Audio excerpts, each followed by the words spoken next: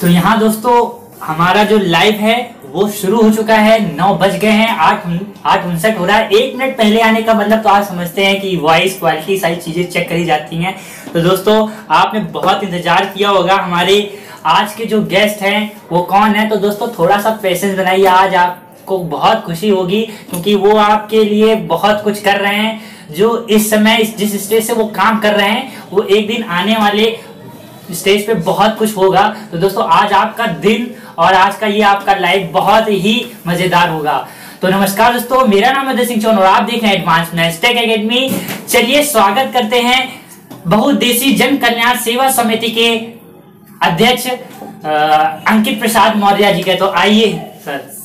सभी भाइयों को नमस्कार और सभी जितने लोग बैठे हुए हैं चाहने वालों सभी लोगों को नमस्कार। मैं आ चुका हूं आपके बीच में और ये हमारे उदय भाई जी हैं जो मेरा इंटरव्यू लेना चाहते थे और ये हमारे कदम से कदम मिलाकर हम लोगों ने बहुत आगे तक प्रयास किया। आगे ये ऐसे बहुत लोगों का इंटरव्यू लेंगे और ये हमसे कुछ क्वेश्चन करना चाहते हैं बहुउद्देशीय जन कल्याण सेवा समिति जिसका अध्यक्ष मैं हूँ और इस विषय में इनसे बात करने आया हूँ। अब मैं चाहता हूँ उदय सिंह चौहान जी से कि क्वेश्चन करें। अच्छा सर, आप इतने पहली बात तो ये बताइए सर, आप इतने एक्टिव कैसे रहते हैं? मतलब ये एक्टिवनेस कहाँ से है सर आप में? सर ये बाकी तो बातें हम लोग करेंगे लेकिन आपके में अंदर जो एक्टिवनेस है वो मतलब लाजवाब है। सर ये एक्टिवनेस जो है सब आप ही जैसे भाइयों के लोगों की वजह से, आप जैसे भाई लोग हमारा सपोर्ट देते रहें और आगे मैं ऐसे ऊपर जाता रहूं तो ये एक्टिवनेस कभी खत्म नहीं होगी मेरी। और ये एक्टिवनेस हमारे भाइयों लोगों का है, जैसे जो मेरे बहुत अच्छे भाई हैं सब मुझको बहुत अच्छा मानते हैं। उन्हीं लोगों की वजह से मैं हमेशा खुश रहता हूँ और हमेशा अपने चेहरे पर खुशी लाता रहता हूँ। ये एक्टिवनेस इसी वजह से है। अच्छा बहुत, वैसे तो आपकी बातों में इतनी एक्टिवनेस है। बाकी हमको मुझे लगता है आज का संडे लाइव जो है बहुत ही मजेदार और खास होने वाला है। तो सबसे पहले दोस्तों मैं आपको इनके बारे में परिचय कराता हूं कि ये कौन है। तो दोस्तों सबसे पहला क्वेश्चन मैं अंकित भाई से, अंकित मौर्य जी से यही करना चाहता हूं कि बताइए सर आप अपनी जो लाइफ का कुछ पार्ट और कुछ जो आपकी इंटरेस्टिंग फैक्ट्स हैं, जो आपकी लाइफ की इवेंट्स हैं, वो सारी चीजें लोगों को बताइए, परिचित कराइए। मैं आपको ये बताना चाहता हूँ कि मैं कानपुर में 10 साल पहले आया था। 10 साल पहले मैं कानपुर में आया था और मैं ज्यादा शिक्षित नहीं था। मेरा एडमिशन किसी अच्छे स्कूल में हो नहीं रहा था। मेरे नाना जी ने बड़ा प्रेशर डाला है, नानी जी का मेरे आशीर्वाद से मेरा एडमिशन जो हुआ बहुत अच्छे स्कूल में हुआ। अच्छे स्कूल में होने के बावजूद मेरी इंग्लिश बड़ी कमजोर थी। तो मैं आपको अपनी एक स्टोरी बताता हूँ भाइयों, आज आप लोग सुनिएगा। चलिए दोस्तों, और पहले कहानी में इंटरेस्ट, सॉरी लाइव में तो इंटरेस्ट नहीं शुरू हो रहा है। चलिए देखते हैं। हमारे सरस्वती शिशु मंदिर के सर थे शैलेंद्र सर, उन्होंने क्या किया कि मैं झूला झूलने बहुत अच्छा लगता था क्योंकि मैं गांव से आया हुआ था और मेरे अंदर बहुत उत्तेजन सवार थी। मैं उल्टा झूल गया, एक बार झूला उन्होंने उठा के मुझे पटक दिया उल्टा और मैं वहीं पर बेहोश हो गया। और उनकी वो जो मार थी और उससे से आज मैं इस काबिल हो गया हूँ कि आप लोगों के बीच आ गया हूँ, आप लोगों से बात करने लगा हूँ और हमारे उदय भाई के सहयोग से आज मैं लाइव भी आया हूँ आप लोगों से। आप लोग जो भी क्वेश्चन चाहते हैं हर क्वेश्चन का सवाल होगा। आज मैं एजुकेटेड LLB कर रहा हूँ और आगे मैंने एक समिति चालू की जिस समिति का उद्देश्य है सारी युवाओं को जोड़कर मोदी जी के स्वच्छ अभियान के तहत पूरे उत्तर प्रदेश को स्वच्छ बनाना। इसी विषय में मैं उदय सिंह चौहान से चाहता हूँ कि आगे और क्वेश्चन करते रहें। अच्छा सर, यहाँ पे आपके जो लाइव फैन हैं, जो भी आपके मिलने वाले और जो हमारे व्यूवर्स है, जो हमारी जनता है वो भी आ चुकी है, तो बहुत अच्छी बात है। तो यहाँ पे सबसे पहले क्वेश्चन सबसे पहले मैं आपसे ही कहना चाहता हूँ कि दोस्तों अगर आपके जो भी कमेंट्स होंगे वो आप लाइव कमेंट करते रहिएगा। बीच बीच में आपके सवाल भी उनसे पूछता रहूंगा और जो हमारे क्वेश्चंस हैं, जो मैंने क्वेश्चन लोगों से जा करके उनसे कलेक्ट किए हैं, वो भी क्वेश्चंस उनसे पूछेंगे। तो सर यहाँ आपसे पहला क्वेश्चन ये है कि सर आप ये बताइए कि आपकी ये जो NGO है बहुउद्देशीय जन कल्याण सेवा समिति, तो ये आप इतने यूथ, मतलब अभी तो आप इतनी कम उम्र है, तो ये आपके दिमाग में एक कैसा ख्याल इतनी जल्दी आ गया कि मतलब ये तो बहुत बड़ी चीज आपने सोची, तो कैसे ये ख्याल ऐसे आया कि मैं एक ऐसे सज्जन आदमी से मिला जो मैं चुनाव में ये लोगों के साथ लगा हुआ था और उन्हीं के पीछे भागता रहा। उन्होंने कहा कि कुछ अपनी पहचान बनाओ, एक अलग पहचान बनाओ और देश के लिए पहचान बनाओ कि आप देश के लिए जाने जाओ। और मैंने वही साना, मैंने कहा जो दिन मेरे पास संगठन नहीं होगा या मेरे साथ काम करने वाले लोग नहीं रहेंगे, मैं अकेला कोई काम कर तो सकता नहीं हूँ। जो दिन साथी लोग मेरे साथ नहीं रहेंगे और साथ मिलाकर काम नहीं करेंगे तो मैं कर नहीं पाऊंगा। इस उद्देश्य से मैंने एक NGO बनाया जिस NGO का नाम है बहुउद्देशीय जन कल्याण सेवा समिति। इस NGO को चलाने के लिए मुझे बड़ी मेहनत करनी पड़ी। शुरू में इस NGO को चलाने के लिए मुझे एक भाई है हमारे हिमांशु शर्मा, और जो हमारे इस NGO के इस वक्त महामंत्री पद पर स्थानांतरित हैं, उन्होंने मेरा सहयोग दिया और इतना सहयोग दिया कि आज इस एनजीओ से मिलकर 14 लोगों से 1400 लोग हो गए हैं। और इस ये एनजीओ का मुख्य उद्देश्य है, केवल मुख्य उद्देश्य है, पहला उद्देश्य मैंने रखा है कि स्वच्छ भारत, स्वस्थ भारत, सुंदर भारत। अगर हम स्वच्छ रहेंगे तो हमारा वातावरण स्वस्थ रहेगा, वातावरण स्वस्थ रहेगा तो हम लोग भी स्वस्थ रहेंगे।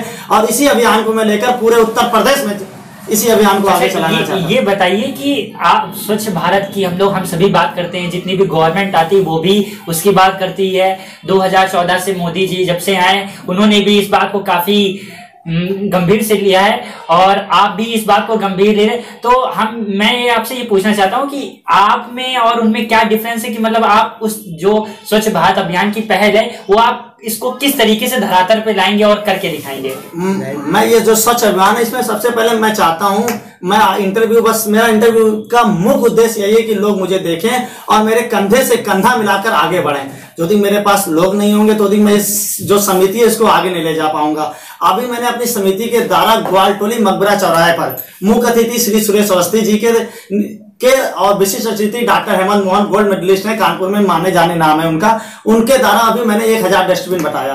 और उस डस्टबिन को देते समय मैंने एक एक दुकानदारों के पास गया और बोला कि कृपया करके आप जो कूड़ा या कोई पान थूकता है डस्टबिन पर थूकिए, जिससे आप स्वस्थ रहिए और हमारा जो यहाँ पर वातावरण है वो भी स्वस्थ रहे और लोग भी देखें कि हाँ एक अच्छी सोसाइटी जगह हम लोग आए हुए हैं। और हमको बड़ा गर्व लगता है जब एक दुकानदार के सज्जन के पास मैं गया, अभी कुछ दिनों की बात है, तो मैंने उनसे पूछा भैया डस्टबिन कहाँ है, तो उन्होंने कहा ये देखिए डस्टबिन, और ये डस्टबिन की वजह से मेरी दुकान पे इतनी अच्छी सफाई होने लगी है जिसका कोई रिकॉर्ड नहीं। मैं आपका हार्दिक दिल से आभार करता हूं। मैंने कहा ये सब नहीं, आप हमारे कंधे से कंधा मिलाकर चलिए और आगे ऐसे लोगों को हमसे जोड़िए जो देश के लिए काम करना चाहते हैं और एक सुंदर विशाल स्वस्थ भारत बनाना चाहते हैं। अच्छा, तो ये तो बहुत अच्छी बात है, क्योंकि आपकी जो सोच है वो बहुत उच्च है और मैं भी ये मानता हूं और मैं भी ये चाहता हूं और वैसे हम सभी ही ये चाहते हैं कि जो स्वच्छ भारत का सपना है जो हम लोग कहते हैं वो पूरा हो।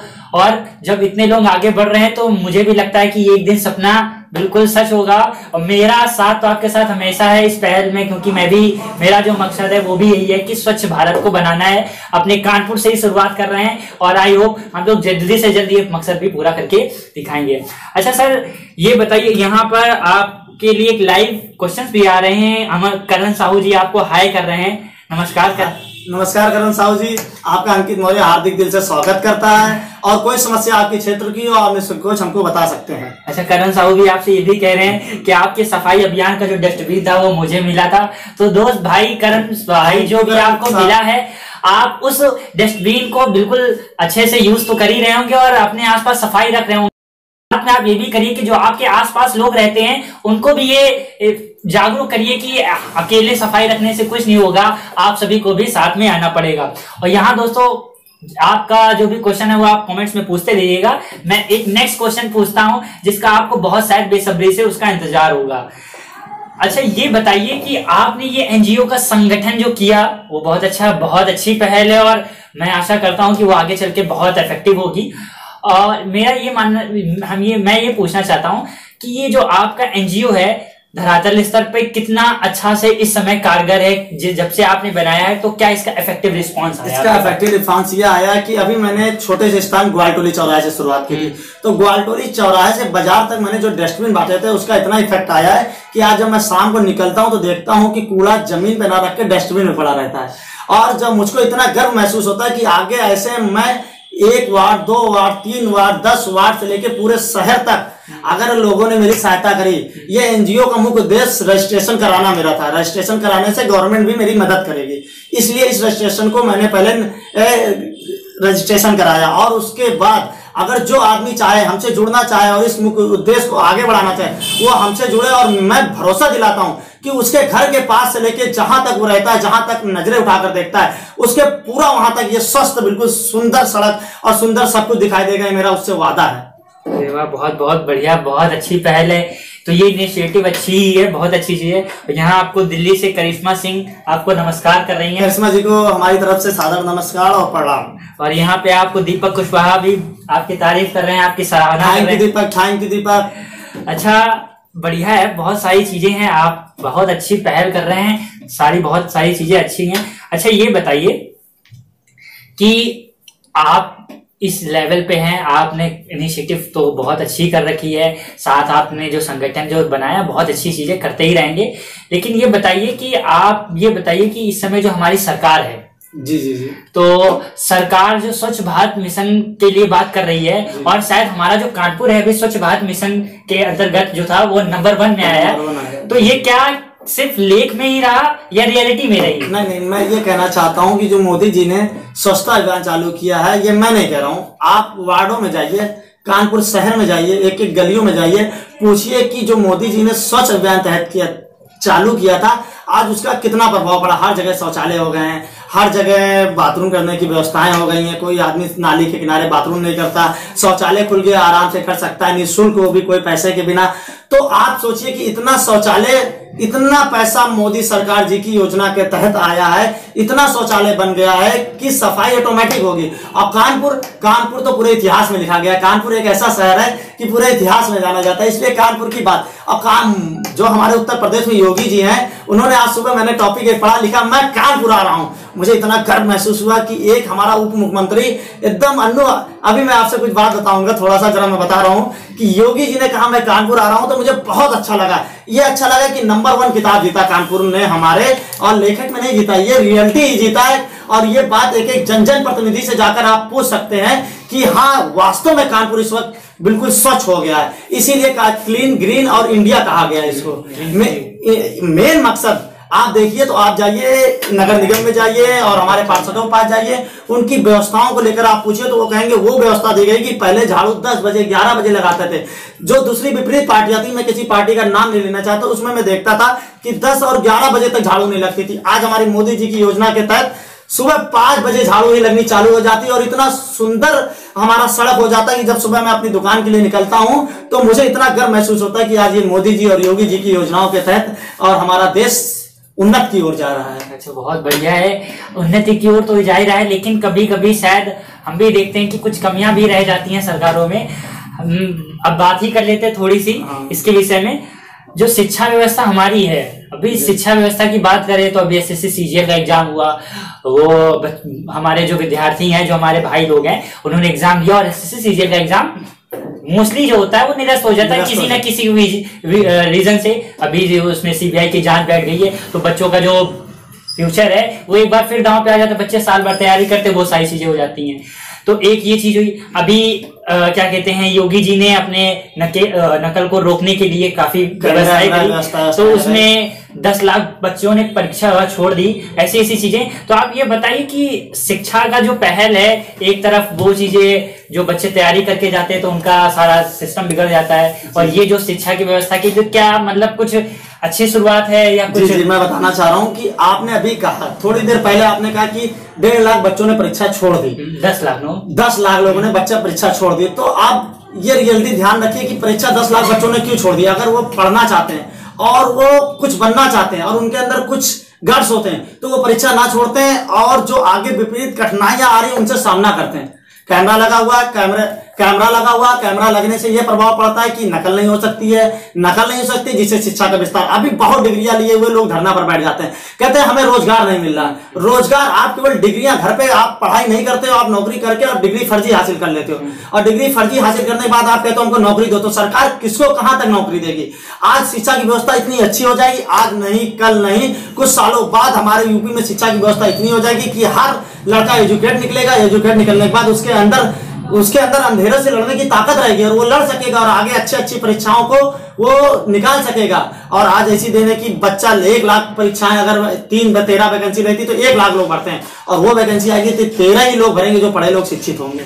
और सीजीएल की जो बात आप कर रहे हैं, इसमें तो थोड़ा सा अधिकारियों की गलती है। मोदी जी के नेतृत्व में और योगी जी के नेतृत्व में ये काम आज नहीं तो पहले, क्योंकि पहले की सरकार इतना भ्रष्टाचार कर रखी है ना कि भ्रष्टाचार होने में बहुत समय लगेगा, इतना समय लगेगा कि ये ना आप जान सकते ना हम जान सकते। पर मेरा वादा है कि अगर 2019 में मोदी जी की सरकार बनी तो ये भ्रष्टाचार दूर हो जाएगा, और भ्रष्टाचार दूर होने से बड़ा बेनिफिट मिलेगा। जो आप कह रहे सीजीएल एग्जाम निरस्त हो गया, ये निरस्त आगे नहीं होगा, क्योंकि उसमें कोई भ्रष्टाचार ही नहीं होगा, कोई पेपर लीक नहीं होगा, सब पेपर अच्छे से होंगे और लोग अच्छे से पढ़ के एग्जाम देंगे। अच्छा, चलिए बढ़िया है, आपकी सोच अच्छी है, लेकिन सरकार 2019 में बनेगी या नहीं बनेगी वो तो समय बताएगा, क्योंकि यहाँ पर इस समय जो गठबंधन मायावती और अखिलेश जी का है वो तो आप देख रहे हैं। इसका तुरंत जो रिजल्ट है आपने वो भी देखा, गोरखपुर हो या फूलपुर हो या हो बिहार या हो राजस्थान, तो उसमें आपने रिजल्ट देखा। बनना है कि नहीं बनना है वो तो टाइम बताएगा ही बताएगा।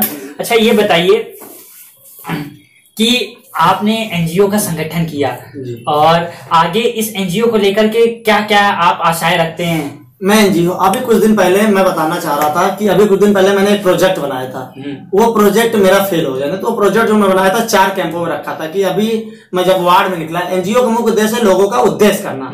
बहुउद्देशीय का अर्थ है बहुतों का उद्देश्य करना। बहुत मतलब जो आदमी किसी काबिल नहीं है उसका उद्देश्य करना, जो अपने पे स्थिर है वो हमारे साथ मिलकर आगे अस्थिर वाले को स्थिर बनाए, ये मेरा उद्देश्य है। और जो आदमी अस्थिर है उसके लिए मेरा उद्देश्य काम करेगा। और मेरा बहुउद्देश्य का काम करना है, बहुतों का उद्देश्य करना, बहुत उद्देशीय जन कल्याण सेवा समिति, ये मैंने बड़ा सोच समझ कर नाम रखा था।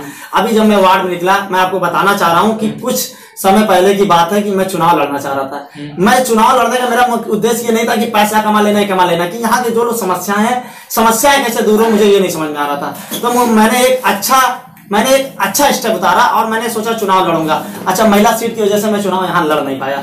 अच्छा, जब मैं वहां से निकला, चुनाव के लिए निकला, उससे पहले तो मुझे पता चला किसी की वृद्धावस्था पेंशन नहीं आ रही, किसी की राशन कार्ड नहीं आ रही, किसी की कुछ नहीं। तो इस पर मैंने एक प्रोजेक्ट बनाया। एक प्रोजेक्ट वृद्धावस्था का बनाया, एनओपी एक बनाया, इसका एक बनाया, इसका 4 भागों में मैंने 4 एनओपी बनाए, चारों पे अलग अलग रखा। मैंने कहा ये प्रस्ताव मैं मुख्यमंत्री योगी जी के पास ले जाऊंगा। तो मैंने कहा ये डायरेक्ट ले जाऊंगा तो मैं क्या हूं ये योगी जी नहीं जानते, मैं क्या हूं ये माननीय प्रधानमंत्री जी नहीं जानते, मैं क्या हूं ये कोई नहीं जानता। मैंने कहा इसको पहले एक संगठन बनाया जाए, संगठन से लोगों को जोड़ा जाए। लोगों को जब जोड़ने के बाद अच्छे लोग जुड़ेंगे, क्योंकि अच्छे लोग चाहते हैं कि समाज का विकास हो और अच्छे ही लोग एनजीओ की सहायता करते हैं। तो इसीलिए मैंने अच्छे लोगों को जोड़ा। अभी मैंने डॉक्टर हेमंत मोहन जी को दे रहा, हमारे माननीय पूर्व प्रदेश मंत्री श्री सुरेश अवस्थी जी भी हमारी एनजीओ में जानते हैं और हमारी एनजीओ से भी उन्होंने बहुत हमारी मदद करी है। मैं आपको बताऊंगा कि अभी इन्होंने एक राशन अधिकारी को फोन कर दिया था कि जितने भी राशन आपके वार्ड में नहीं बन रहे सब अंकित मौर्य आप जाके बनाइए। तो अच्छे लोग जुड़ने लगे। तो इससे मेरा उद्देश्य था। तो मैंने इस प्रोफेसर संगठन बनाया था कि जब मैं कोई प्रस्ताव मुख्यमंत्री माननीय आदरणीय योगी जी के पास ले जाऊंगा तो मेरा वो प्रस्ताव सुना जाए। इसीलिए इस एनजीओ का मैंने रजिस्ट्रेशन भी कराया, क्योंकि रजिस्ट्रेशन के बिना एनजीओ मान्य नहीं होता। तो इसीलिए मैंने रजिस्ट्रेशन कराया। जब रजिस्ट्रेशन कराया तो ये अर्ध सरकारी कहलाया। तो इससे मैं अगर योगी जी के पास अपना एनओपी और कैनओपी जो बना हुआ है मैं इसको लेके जाऊं तो मेरी बात बिल्कुल निसंकोच होकर सुनेंगे और मुझको लगता है कि वो मेरी मदद करने में चारों तरफ से खड़े रहेंगे।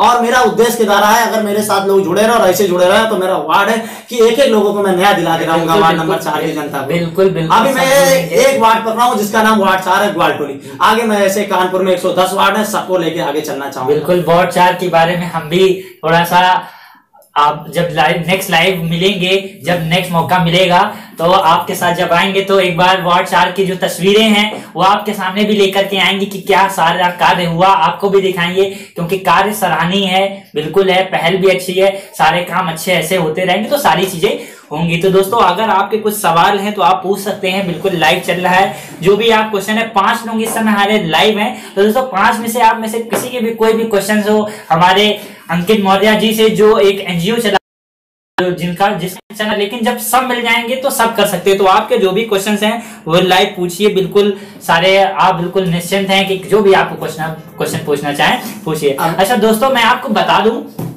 कि जो हमारा संडे लाइव है ये एपिसोड नंबर 6 है। और कल की बात करें तो कल तो बहुत ही खास दिन रहा, अन्नू अवस्थी जी का इंटरव्यू है। तो अगर आप अभी थोड़ी देर बाद डिस्क्रिप्शन में आपको लिंक दे दूंगा, वो भी देख लीजिएगा। और साथ ही अगर आपको हमारे चैनल से कुछ न्यू चीजें चाहिए तो आप कमेंट बॉक्स में कमेंट्स कीजिएगा, वो भी मैं सारी चीजें आपको बताऊंगा। और दोस्तों यहाँ पे थोड़ी सी मैं आपसे बात करना चाहता हूँ स्वच्छ भारत मिशन पे, क्योंकि यहाँ पे हमारे जो अंकित मौर्य जी हैं उनका भी मेन मकसद है स्वच्छ भारत मिशन।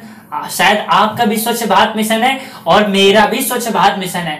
तो मैं अंकित मौर्य जी की तरफ से, मैं अपनी तरफ से, मैं खुद अपने वार्ड में अभी रिसेंटली की बात बताऊं तो हमारे मोहल्ले में एक गली है और वो हमेशा गली गंदी रहती है। तो उस गली को गंदी रहते हैं, मुझे भले वो मेरे से घर से थोड़ी सी दूर है लेकिन मुझे देखा नहीं जाता क्योंकि मुझे वहां से रोज निकलना होता है। तो यहाँ पर मैंने क्या किया, वहां के जो वार्ड के पार्षद थे उनसे बात करी और बात करने के बाद तुरंत सफाई हुई। तो दोस्तों मैं आपको एक संदेश देना चाहता हूं कि आप ये मत सोचिए कि सरकार किसकी है, किसी की भी हो, सरकार किसी की भी हो, अगर आपकी समस्या है तो आप अपनी समस्या जो है अपने पार्षद हो या आपके जो भी जोनल स्टेट के अधिकारी हो उनके पास जाइए, और जाने के बाद आपकी समस्या का जो सॉल्यूशन है वो 101% होगा, क्योंकि मुझे तुरंत मिला। और वहां पे जब मैंने उनसे जाके बात करी तो उन्होंने कहा कि जब तक हम लोग तो पूरी कोशिश करते हैं, लेकिन अगर मैं भी कभी कोई चूक रह जाए तो इसके लिए आप मेरे पास आइए, जो भी आपकी समस्या हो वो आप कहेंगे तो आपका जो निराकरण है समस्या का वो जरूर से जरूर होगा। तो दोस्तों आप सफाई बिल्कुल रख सकते हैं। यहाँ पे अंकित मौर्य जी आपसे कुछ कहना चाहते हैं तो वो भी आप सुनिए। मेरे घर से थोड़े दूर पर इतना कूड़ा पड़ता था और इतनी मिट्टी की ढेर लगी रहती थी। मैं जब जाता था वहां पर तो मुझे बड़ा खराब लगता था, महसूस होता था। मैं सोचता था यहाँ से लोग कैसे निकल जाते हैं, जबकि कोई मुख्य उद्देश्य नहीं मैं आगे से निकल जाऊं, पर जो वो गंदगी रहती थी उस गंदगी को देख के मुझे मैंने एक जे अधिकारी है, मैंने उनसे बात करी, उन्होंने मेरा समाधान इतना किया, वहां से पूरी मिट्टी को हटवाया। और एक हमारे यहाँ कर्मचारी जो सफाई है उसने मेरा बड़ा सहयोग दिया। उसने ग्वाल टोली में, अहिराने में 4, 5, 6, 7, 8, 9, 10 अनगिनत जगह उसने मेरी मदद की, हर जगह सफाई कराने में सहयोग दिया। अभी मैंने जलकल विभाग को फोन किया, उनसे 3-4 हैंडपाइप के लिए बोला कि भैया यहाँ पर 3-4 हैंडपाइप करा दो, उन्होंने भी मेरी बड़ी मदद करी। और कल की बात है कि हमारे जो महामंत्री जी हिमांशु शर्मा, उनके घर के पास एक खंभा गिरा हुआ था, बड़े दूर से वो परेशान थे। तो परेशान होने के बाद तो मैंने सोचा उनका सॉल्व किया। वो मेरे पास आए, मैंने जोनल अधिकारी से बात किया, उनसे बात की, उन्होंने कहा आप निसंकोच होइए, परेशान ना होइए, इसी हफ्ते में आपकी समस्या दूर हो जाएगी। और ये समस्या गिरी से गिरी हालत में सोमवार तक दूर हो जाएगी, उन्होंने मुझे आश्वासन दिया। तो आश्वासन देने की कोई बात नहीं है, कम से कम उन्होंने मुझे ये तो विश्वास दिलाया कि हमारी बात जो थी नहीं पहुंच सकी, हमारी समिति के द्वारा आपकी बात को मैंने नगर निगम के पास पहुंचाया और उस समस्या को मैंने दूर करा। और ऐसे आगे आपके पास कोई समस्या हो आप हमें बताइए, निसंकोच होकर बताइए, इसमें शर्म की कोई बात नहीं है, क्योंकि हमारा मेन मकसद है भारत को स्वच्छ बनाना। और इसी के प्रति कोई समस्या आपके मन में हो तो निसंकोच आप पूछ सकते हैं, बता सकते हैं। हमारे उदय सिंह बड़े भाई हैं और ये हमारे सबसे ज्यादा चाहने वाले भी हैं, इनके इनबॉक्स में आप टाइप भी कर सकते हैं और लिख भी सकते हैं, कमेंट करके पूछ भी सकते हैं। इनकी वीडियो को मेरा शेयर भी करिए और आगे जैसे इनको मनोबल इनका ना टूटे तो ऐसे आगे सब्सक्राइब भी करते रहिए इनकी वीडियो को, जिससे आगे से आगे हमारे चैनल आगे बढ़े। और हम ये चैनल पूरे उत्तर प्रदेश में फैलाना चाहते हैं, जिससे कि पूरे उत्तर प्रदेश हमारा स्वच्छ रहे। और ये तभी हो सकेगा जब आप लोग सहयोग देंगे और इसी तरह हमारा मनोबल पूरी तरह प्रकाशित रखेंगे। अच्छा दोस्तों मैं आपसे एक बात कहना चाहता हूँ, आप जितने भी व्यूवर्स हैं, और दोस्तों ये कहना चाहता हूँ कि सोचते होंगे कि आप संडे लाइव एपिसोड जो होता है मसालेदार मजेदार तो होता है, क्योंकि मैं हर संडे आपको एक नए गेस्ट से मिलाता हूँ। तो दोस्तों यहाँ पर आप कभी देखते होंगे हमारे पार्षद जी रहते हैं, तो कभी लेखक शशांक फाल्के जी हो या कभी अन्नू अवस्थी जी हो या फिर बहुउद्देशीय जन कल्याण समिति के अध्यक्ष जी हो। तो दोस्तों यहाँ पर ये संडे लाइव एपिसोड जो है आगे बहुत ही मजेदार होने वाला है, क्योंकि मैंने कुछ प्लानिंग्स इसको लेकर करी हैं। दोस्तों आप देखते होंगे कि प्रधानमंत्री, मुख्यमंत्री या हो जो भी हो, सबका इंटरव्यू हो जाता है और उनका मनोबल बढ़ा रहता है, लेकिन हमारे जो नीचे अधिकारी होते हैं, चाहे वो हवलदार हो, चाहे वो सीओ हो, चाहे वो जोनल स्टेट अधिकारी हो, चाहे वो हमारा स्वीपर ही क्यों ना हो, वो काम करता रहता है बिल्कुल एक मजदूर की तरीके। लेकिन अगर उसकी जो इच्छाएं हैं, जो बातें हैं, अगर वो सारी बातें आपके पास पहुंचे और आपके माध्यम से सारे लोगों में पहुंचे, तो उसका एक कॉन्फिडेंस बढ़ेगा कि हाँ मेरा जो काम है वो लोगों तक जा रहा है। तो दोस्तों ये चैनल जो हमारा है, हर संडे ऐसे लाइव एपिसोड करने का बस यही मकसद है कि जो हमारे छोटे छोटे चाहे पार्षद हो, चाहे अधिकारी हो, चाहे हवलदार हो, कोई भी हो, उन सब का मनोबल बढ़ाना है। और एक दिन ऐसा लाना है कि हर एक छोटे छोटे से अधिकारी का इंटरव्यू आपको हमारे चैनल पे देखने को मिलेगा, चाहे वो किस तरीके का हो। अगर वो अच्छी पहल कर रहा है तो हमारे इस हॉट सीट पे जरूर से जरूर बैठेगा और उसके कार्य की सराहना की जाएगी, उसका मनोबल बढ़ाया जाएगा। ये हमारे चैनल का जो मुख्य है वो उद्देश्य है। तो यहाँ पे आपके कुछ क्वेश्चन है तो ठीक है, वरना ये लाइव तो अब हम लोग खत्म करते हैं क्योंकि आधे घंटे हो गए हैं। तो दोस्तों आपकी कोई भी समस्या हो और आप जो भी चाहते हो, हमारे अंकित भाई तो हैं ही हैं, अंकित मौर्य जी आपके हर एक काम का सॉल्यूशन कराएंगे। रहते भले कानपुर में हो, लेकिन आपको कुछ अच्छे से पहल हम लोग देंगे, कुछ ना कुछ वहां यहाँ से रह के, तो आप जहां कहीं भी होंगे वो सारे काम के समाधान करने की पूरी कोशिश करेंगे। दोस्तों अगर आप सभी को वीडियो आया है पसंद तो वीडियो को करिएगा लाइक और चैनल को करिएगा सब्सक्राइब, क्योंकि हर संडे एक लाइव एपिसोड तो देखने को मिलता ही।